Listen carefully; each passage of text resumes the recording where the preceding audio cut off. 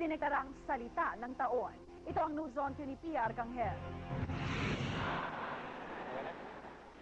Kung dati cellphone lamang ang tinutukoy ng salitang lobat, ngayon ginagamit na rin itong panglarawan sa mga tao. Ayon sa mga lingwista, maaari nang gamitin ng salitang lobat para tukuyin ang taong pagod sa trabaho, kulang sa enerhiya at parang laging nanghihina.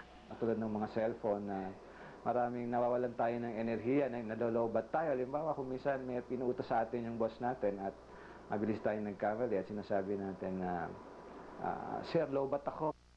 Sa nakaraang pambansang komperensya sa salita ng taon, idineklarang Word of the Year ang salitang lobat.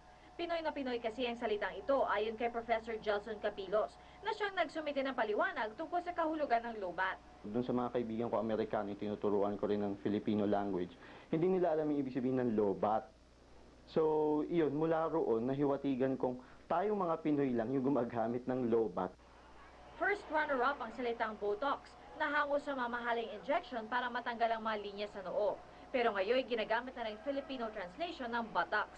Second runner-up naman ang toxic na ang ibig sabihin sa Ingles ay nakalalason, pero ngayon pwede nang tumukoy sa pakiramdam ng isang taong bugbog sa trabaho.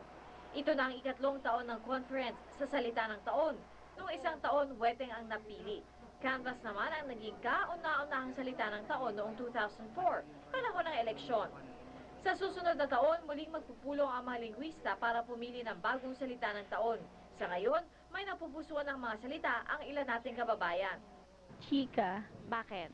Kasi yun laging naririnig ko. Chinese? Ano ibig sabihin nun? Pag wala kang masabi, yun ang sabihin mo, Chinese.